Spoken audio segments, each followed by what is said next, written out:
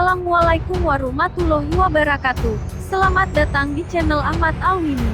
Sebelum kita membahas video ini, jangan lupa tekan tombol subscribe dan tekan tombol loncengnya, agar kami bisa membangun channel ini. Baiklah, langsung saja kita ke topik video ini.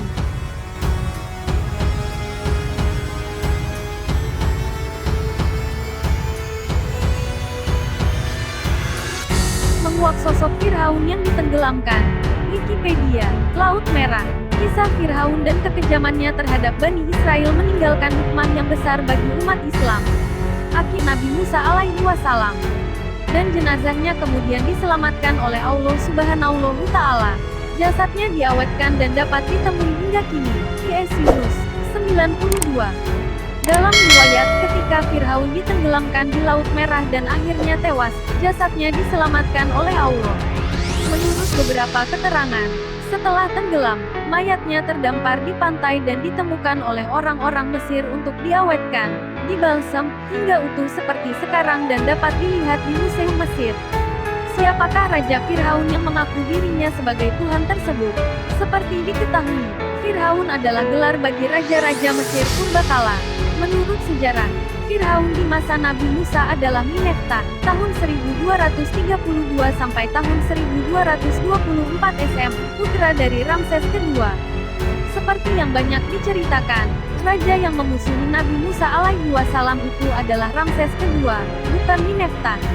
Namun, setelah diselidiki, Ramses kedua justru merupakan seorang raja yang baik. Ia memerintahkan rakyatnya untuk selalu berbuat adil. Ia memerintah selama 68 tahun pada tahun 1304 sampai tahun 1237 SM. Sedangkan anaknya, Mineftah, dikenal sebagai raja yang sangat kejam. Dialah yang menentang Nabi Musa dan mengaku sebagai Tuhan.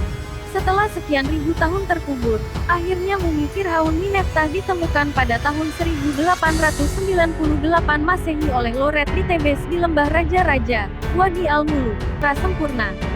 Ini menunjukkan bahwa keterpeliharaan secara sempurna itu tidak mungkin terjadi andai kata jasad tersebut sempat tinggal beberapa lama dalam air atau berada lama di luar air sebelum terjadi proses pengawetan pertama. Dr. Bukaila menyebutkan, dirinya bersama tim telah melakukan banyak penelitian, di antaranya untuk mengetahui dugaan sebab kematian Firaun. Penelitian yang dilakukannya berjalan legal karena dibantu Direktur Laboratorium Satelit di Paris Cekaldi, dan Prof. Durigan. Objek penelitian dititik beratkan pada salah satu orang di tengkorak kepala. Mengenai hasilnya, Dr. Bukai mengungkapkan, dari situ, diketahui bahwa semua penelitian itu sesuai dengan kisah-kisah yang terdapat dalam kitab-kitab suci yang menyiratkan bahwa Firaun tewas ketika digulung gelombang. Bukaila menambahkan, betapa Al-Quran sangat detail dalam menjelaskan sesuatu, termasuk cerita dan proses pengawetan Firaun. Hal ini tidak disebutkan dalam kitab lainnya.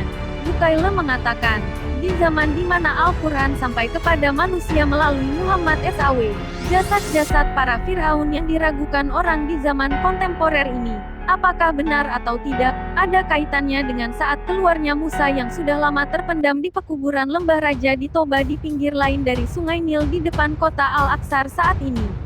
Pada masa Nabi Muhammad SAW, segala sesuatu mengenai hal ini masih kabur. Jasad-jasad tersebut belum terungkap, kecuali pada penghujung abad ke-19. Sementara itu, dalam kitab Taurat, dijelaskan bahwa jasad Firaun ditelan laut dan tidak memberikan perincian dan kesesuaian bukti yang diungkapkan ini pula, akhirnya Dr. Bukaila memilih dan memeluk agama Islam. Maurice Bukaila adalah seorang dokter ahli bedah terkemuka di dunia yang berasal dari Prancis. Pada suatu malam, hasil penelitiannya menyebutkan terdapat bekas garam yang menempel pada mayat mumi sehingga meninggal suatu hari akan kembali lagi ke dunia. Karena itu, tubuh mereka diawetkan agar